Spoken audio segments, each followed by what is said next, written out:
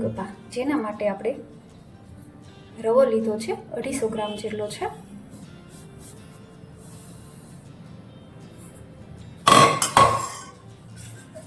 એને આપણે છાશ વડે બાંધી લેશું.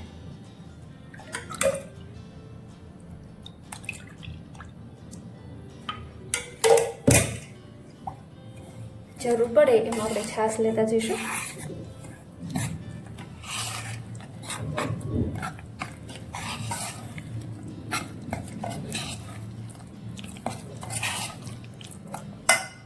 છાશ લેશું.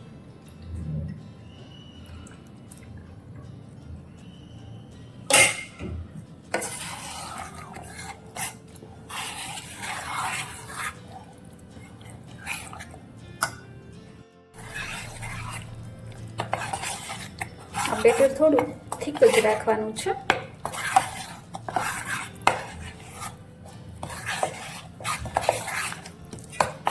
હવે એમાં આપણે સ્વાદ મુજબ નમક નાખીશું.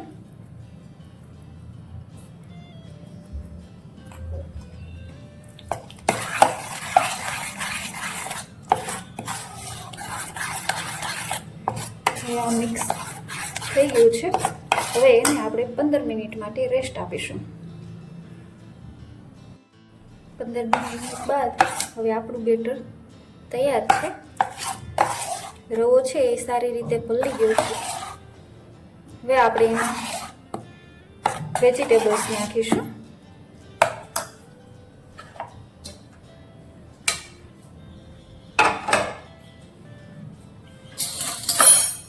ડુંગળી છે જે ઝીણી સમારેલી છે એ નાખીશું.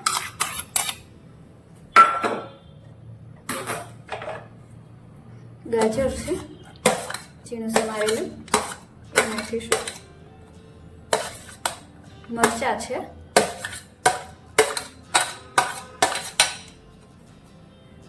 ટમેટા છે એ નાખીશું.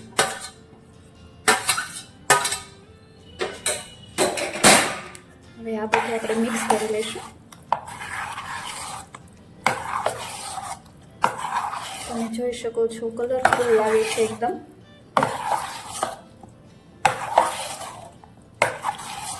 હવે આપણું મિશ્રણ તૈયાર છે. છેલ્લે આપણે એમાં સોડા નાખીશું.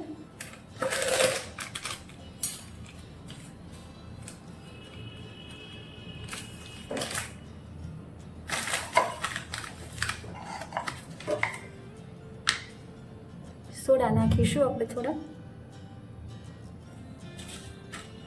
એને આપણે લીંબુના રસથી આપણે ફોડી લઈશું.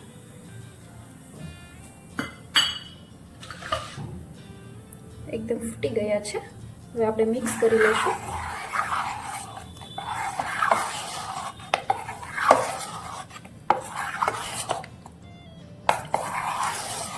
તો હવે આપણું બેટર તૈયાર છે.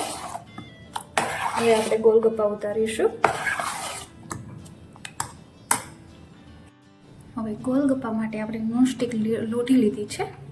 એના માટે એને ગરમ કરીશું. પહેલાં ગરમ થઈ જાય એટલે ઓઇલ નાખીશું.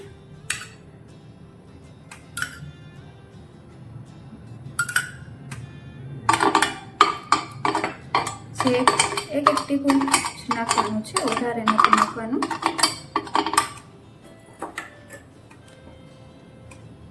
લોટી ગરમ થઈ જાય એટલે આપણે ગોલગપ્પા પાડીશું.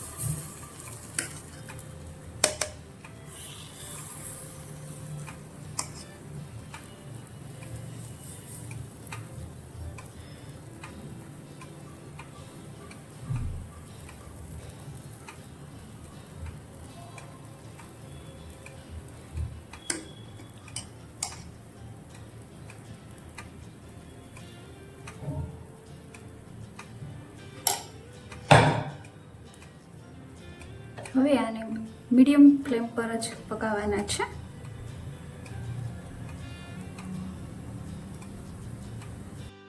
ઉપર સુધી બેક થઈ ગયું છે. હવે એને પલટાવી દઈશું.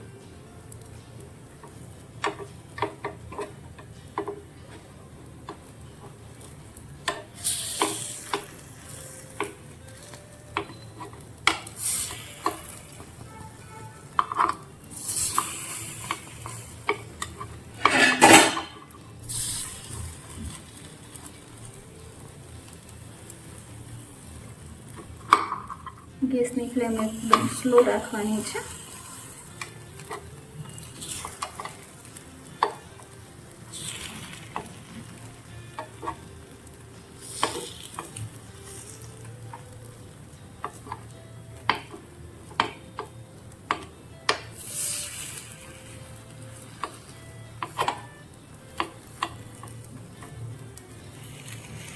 તમે જોઈ રહ્યા છો મસ્ત એકદમ કલર બ્રાઉન આવ્યો છે. હવે નીચે બેક થાય એટલે આપણે એને કાઢી લઈશું. હવે આપણા ગોલગપ્પા તૈયાર છે. જે બેક થઈ ગયા છે એને હવે આપણે કાઢી લઈશું.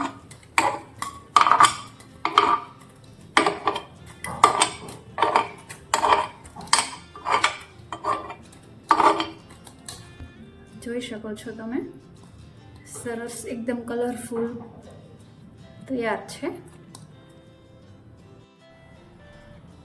તમે જોઈ શકો છો અંદરથી પણ તે ખૂબ જ કલરફુલ છે.